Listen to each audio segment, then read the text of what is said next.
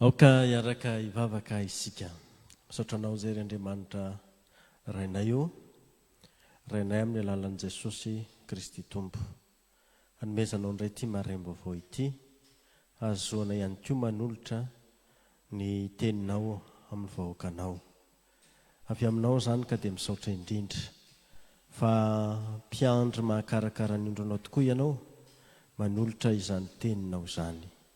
Mangataka anao koa amin'ity maraina ity, ny mba hitondranao anay eo apototry ny azo fijalianao, ahitanay ny fahavelomana satria izay manatona anao ary mibanjina anao Jesosy Kristy ilay tompon'ny fiainana dia tsy mba ho tratran'ny loha na ny fahalovana. Dia misaotranao izay noho ny fitiavanao, da io ny teninao anio, hitondra fiainana, hitondra fahavelomana ho an'izay miaino sy manaraka izao toriteny izao. Dia amin'ny anaranao Jesosy no angatana izany. Amen. Ny tenin'Andriamanitra izay anjarantsika amin'ity maraina ny zoma faha 4 ny volana aprily taona 2024 ity, dia izay ho hitantsika ao amin'ny asan'ny apôstôly toko fa 13 andininy fa 4 ka hatramin'ny fa 7 Asan'ny apôstôly toko fa 13 andininy fa 4 ka hatramin'ny fa 7 Mivaky toy izao ny teny amin'ny anaran'i Jesosy. Fa Davida rehefa natanteraka ny sitrapon'Andriamanitra ahasoa ny olona ny ara-belona taminy, dia nodimandry ka tafangona ho any amin'ny razana izy, nangonina ho any amin'ny razana izy ary tratry ny loha. Fa izay natsangan'Andriamanitra no tsy mba tratry ny loha. Ary aoka ho fantatrareo rahalahy, fa izany lehilahy izany no hitoriana famelan-keloka aminareo, ary ao aminy no anamarinana izay rehetra mino ho afaka amin'ny heloka rehetra izay tsy azo anamarinana anareo tamin'ny lalàn'i Mosesy. Ray masinao manamasinana amin'ny famarinana, ny teninao ny famarinana. Amen. Ry havana malala ho aminareo rehetra ny fahasoavana sy ny fiadanana avy amin'Andriamanitra rentsika sy Jesosy Kristy Tompo. Hoy ny andininy fa 7 fa izay natsangan'Andriamanitra no tsy mba tratry ny loha. Azontsika atao tsy anjery tsara io ho an'ny ankizy ho atokantranao. Eny fa na ho antsika ray aman-dreny koa aza dia mba ho tanteraka amintsika ny tenin'Andriamanitra hoe atao boky ny iraketako ny teninao mba tsy hanotako aminao. Ary tanteraka amintsika tokoa izany tenin'Andriamanitra izany raha toa ka voasoratra ao am-potsika hoe fa izay natsangan'Andriamanitra no tsy mba tratry ny loha. Io teny io no fotokafatra ao amin'ity anio ity.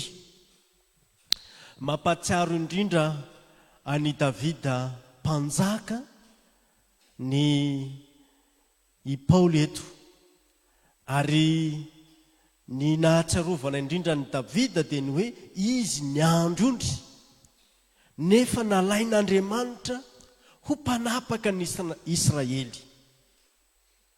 Fa izay tena zava-dehibe amin'izany fiantsoan'Andriamanitra ny Davida ho mpanjaka na mpanapaka ao amin'ny Israely izany, dia tsy Davida no niala tamin'ny fiandrasan'ondry, fa Jehovah Andriamanitra no naka azy tamin'izany ho mpiandry ny Israely olony.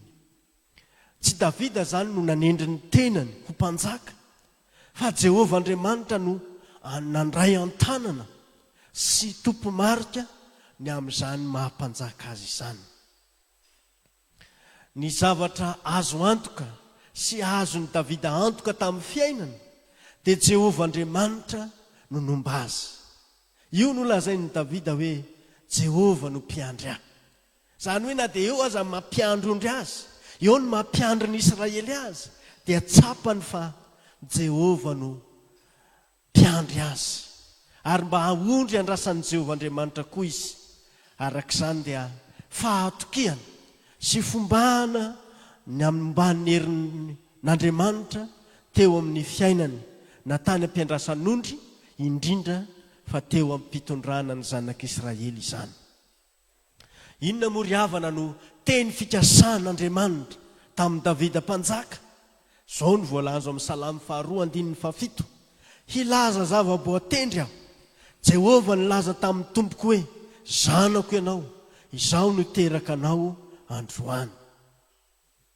Tsara indrindra ny ahafantarantsika hoe raha ny amin'izany tenin'Andriamanitra izany dia tahaka ny hoe manondro an'i Davida, kanefa manondro lavitra izay tiany ho lazainy izany.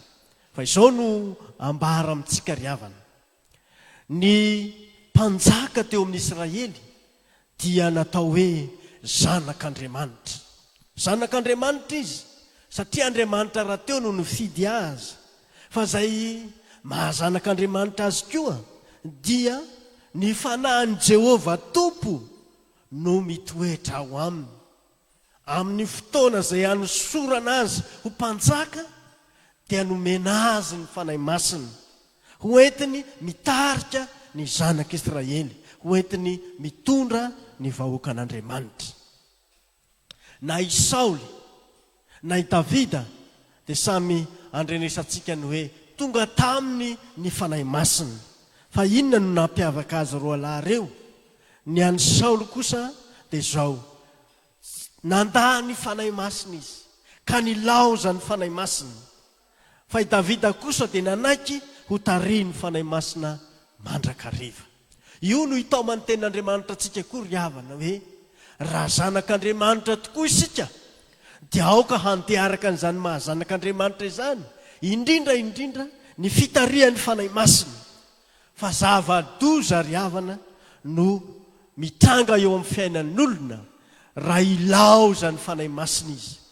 Fa tena ilayntsika tokoa, tsy ny mpanjaka ihany, satria tamin'ny andron'ny testamenta taloha dia ho an'ny olona manokana no nanomezan'Andriamanitra ny fanahiny. Fa amin'izao andro ny fahataterahan'ny famonjena izao kosa dia nomena ho an'ny olona rehetra, ary tsy misy fetra ny fanomezan'Andriamanitra ny fanahiny. Azontsika angatahana tsara ny fanahy masina, azontsika angatahana koa ny fitarihan'ny fanahy masina mba ho amin'ny sitrapon'Andriamanitra hatrany, ary toetra amin'izay mahazanak'Andriamanitra antsika koa isika. Fa ao amin'ny Hebreo 5:5 ry havana dia Andriamanitra no miteny amin'ny Jesosy, miteny amin'ny Kristy hoe zanako ianao, izaho niteraka anao androany. Io dia maneho marimarina fa Kristy dia zanak'Andriamanitra ary mahavita famonjena satria Andriamanitra izy, ary azo antoka tsara ny famonjena izay ataony. Ary izany famonjena ao amin'ny Kristy izany no ambaran'ny Isaia 5:7 hoe famindram-po mahatoky nampanantenaina an'i Davida. Famindram-po mahatoky nampanantenaina an'i Davida. Izany hoe lay Andriamanitra mahatoky dia manefa ny teny fampanantenana tamin'i Davida, ary famindram-po izany. Zany famindram-pon'Andriamanitra izany no anatanterahany ny famonjena ao amin'ny Kristy, ao amin'ny Jesosy, araka izay ambarany teny eto. Ary tsy hoe famindram-po mandalo fotsiny izany, fa hoy izy hoe mandrakizay, ho mandrakizay izany famindram-pon'Andriamanitra izany. Ary ny fanekeny dia tsy maintsy to sy ho tanteraka.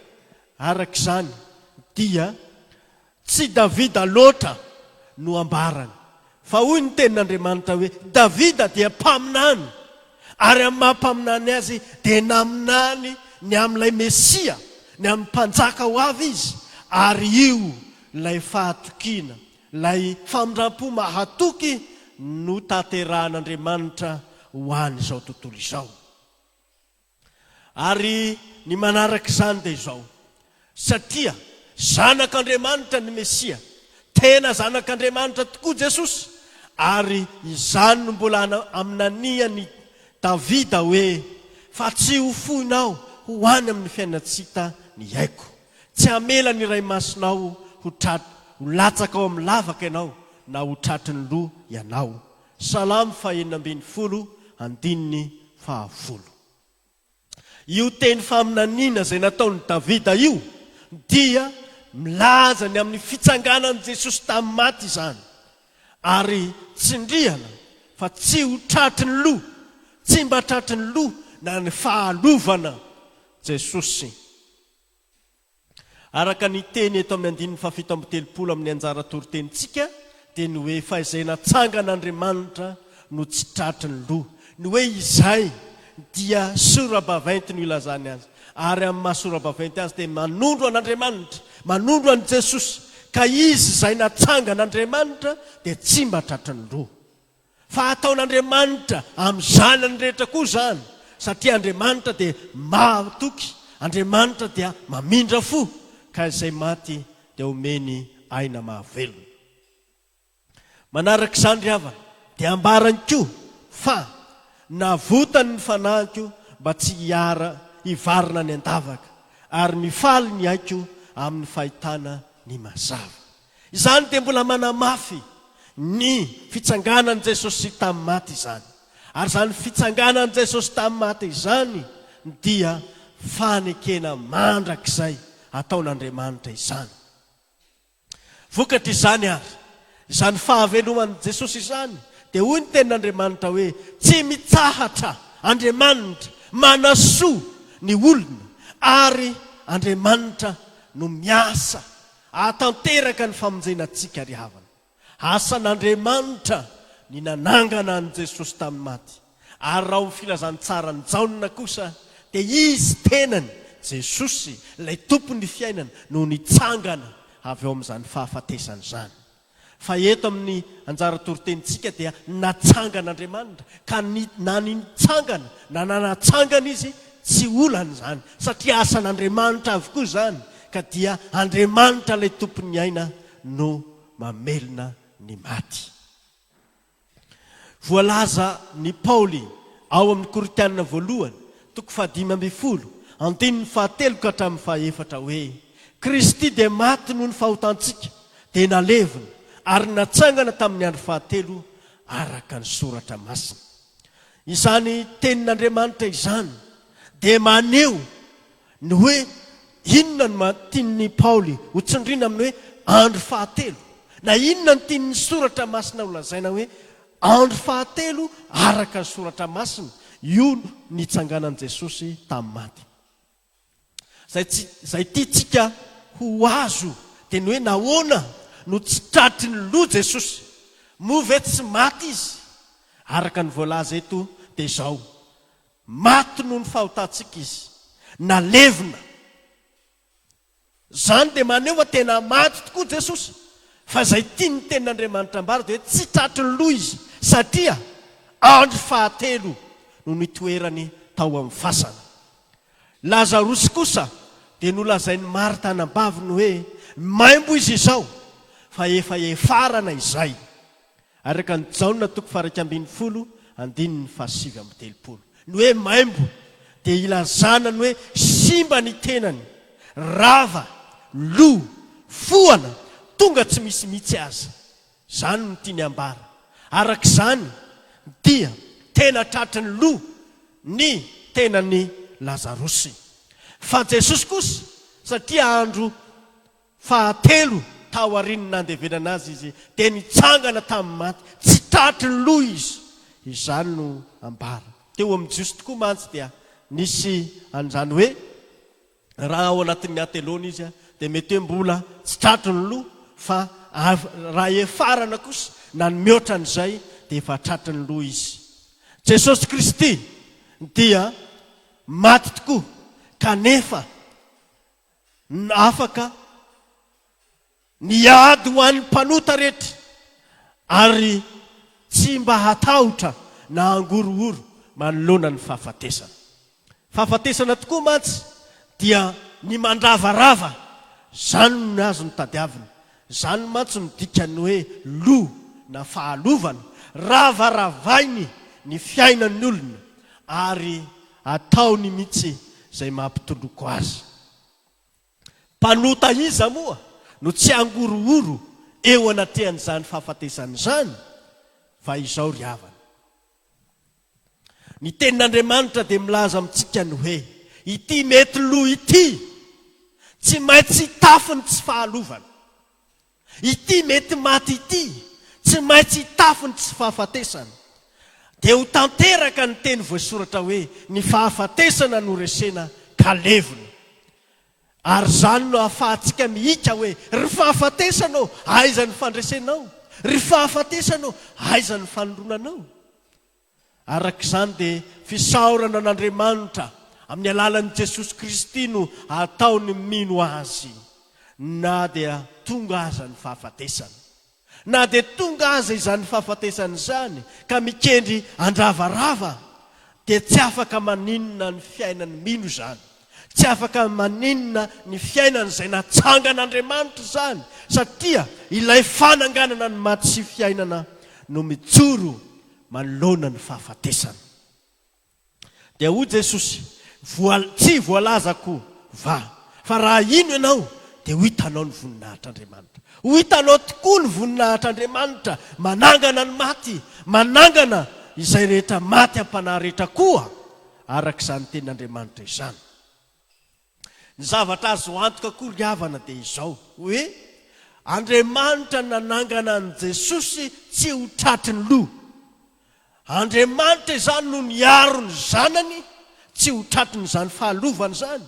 Asa ataon'Andriamanitra ny miaro amin'izany fahalovana izany. Ary tsy hoe nataony tamin'i Jesosy zanany ihany izany, fa ataony amin'izay zanany rehetra koa tamin'ny alalan'ny batisa masina.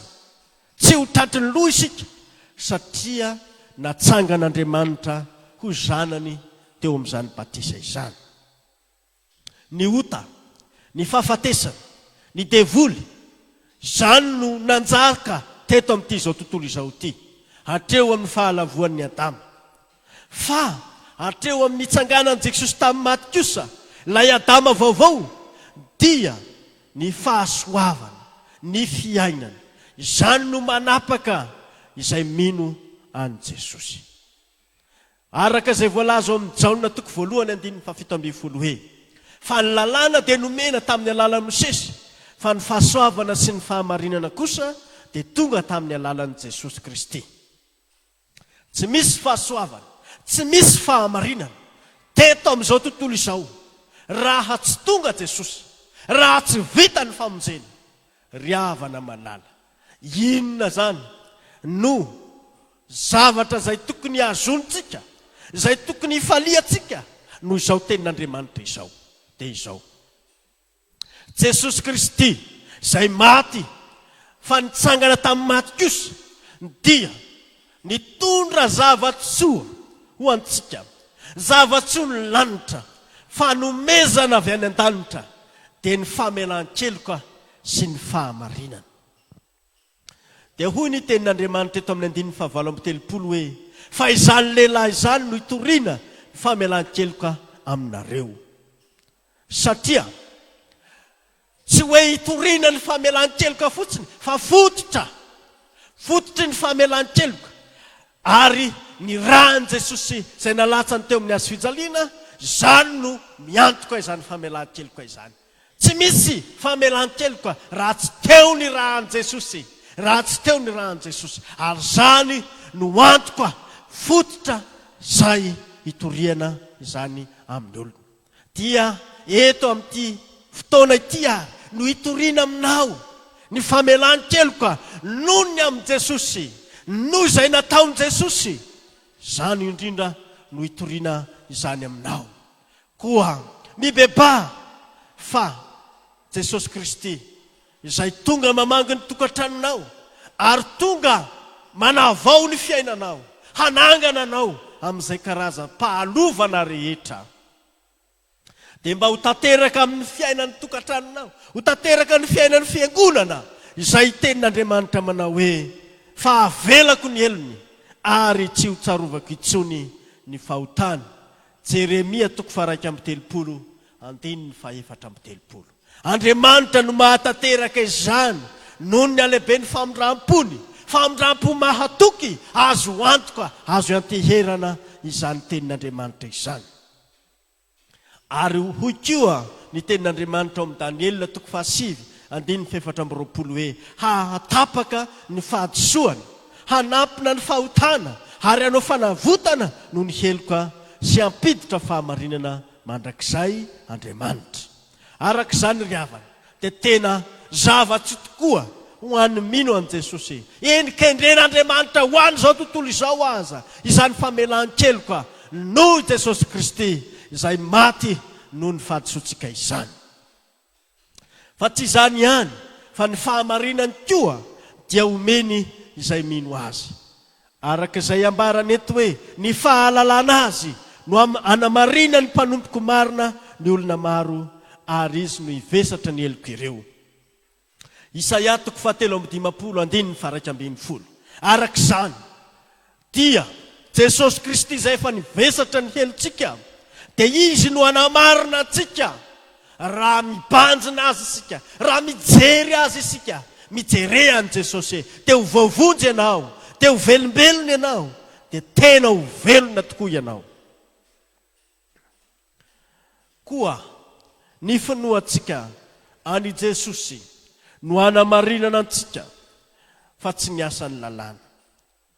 Vitan'Andriamanitra ao amin'ny Kristy ny nanameloka ny ota, io matso no nampijaly atsika, nanameloka ny fahafatesana, io no nampiroro atsika, azo atsika fahamarinana. Araka ny Romanina 5:7.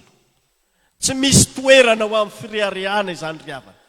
Raha ny amintsika dia maty ny amin'ny ota isika, ary ny fahafatesana no miandry atsika. Fa izao, noho ny amin'ny Jesosy Kristy sy ny famonjena vitany, dia azo atsika fahamarinana izany, marina isika. Hoy Paoly hoe fa fahasoavana no namonjena anareo amin'ny finoana, ary tsy avy aminareo izany, fa fanomezana avy amin'Andriamanitra, tsy avy amin'ny asa fandrao isy rehareha. Ry havana malala, izany firehareana izany dia mbola toetra mahampanota izany, toetra anjakan'ny fahafatesana izany. Izany tsy maintsy hietrentsika eo anatrehan'i Jesosy, eo ampototry ny azy fijalian'i Jesosy. Tonga ny famonjena, tonga ny herin'Andriamanitra, tonga ny fanjakan'Andriamanitsika, ary ny fahefan'Andriamanitra izay ao amin'ny Jesosy Kristy. Arak'izany dia mangina ny fiampangana rehetra izay ataon'ny devoly, ataon'ny lalàna, tsy manateny amintsika izany. Satana sy ny feon'ny fieritreretantsika dia mbola miezaka ny apanga amintsika, mandrakariva, ka hoy izy hoe tsy mendrika ny famonjena ianao, zao ve dia mba ho tian'i Jesosy, ianao dia tokony ho very mandrakizay. Zany no ataon'ny feon'ny fieritreretana, zany no ataon'ny Satana mandrakariva. Marina ry havana fa raha mandinika ny toetrantsika tokoa isika, na dia kristianina mafanafo azy, na mpanompon'Andriamanitra mafanafo azy, dia eo mandrakariva ny ota. Amin'izany ry havana dia tsy akivy anao no hitarihan'ny tenin'Andriamanitra anao androany, fa mangina avokoa izany fiampangana rehetra izany. Satria ilay Andriamanitra mamoaka didi-pitsarana no miteny aminao hoe marina ianao. Inona no mampisalasala anao? Inona no mampitanondrika anao? Andriamanitra no miteny hoe marina ianao, na Satana, na ny feon'ny fieritreretana, na ny lalàna, mangina izany. Ary voafafa ny fiampangana rehetra, voafafa ny fiampangana rehetra, ary izany indrindra no ilazan'ny Hebreo 7:5 hoe koa amin'izany dia mahavonjy tokoa izay manatona an'Andriamanitra amin'ny alalany izy, satria velona mandrakizay hanao fifonana ho azy. Mandrakizay no ilazany Jesosy aminao hoe marina ianao, mandrakizay no ifonany mba hatosy hatateraka izany fahamarinanao izany. Izany no mampamonjy tokoa an' Jesosy. Ny mpamonjy dia tsy amin'izao fiainan'izao ihany no ilana famonjena aminy, na eo am-pahafatesana, fa ny mandrakizay, izany no ilana ny famonjen'i Jesosy. Arak'izany dia amin'ny fahafenoana tokoa no anolorana anao izany vokatsoa ny fahafatesana sy ny fitsanganan'i Jesosy izany. Mifalia sy miravoravory havana amin'izany famonjen'Andriamanitsika izany. Ho feny izany tenin'Andriamanitra izany ary havana dia izao. Natoky ny teny fampanantenana azy i Davida, ary nanam-pinoana izy, ary zany no naminaniany ny amin'ilay mpanjaka ny famonjena dia Jesosy Kristy. Tsy Davida no mpamonjy, na dia zany tokoa izy ho an'ny Israely, fa Jesosy ilay zanaky Davida, ilay mpanjaka lehibe, io no tompony famonjena, io no nandresy ny fahotana, nandresy ny fahafatesana, ary na tonga antsika kosa nahazo ny fahasoavana sy ny fahamarinana, ary fananganana sy fisihana vaovao na fahariana vaovao eo amin'ny fiainantsika.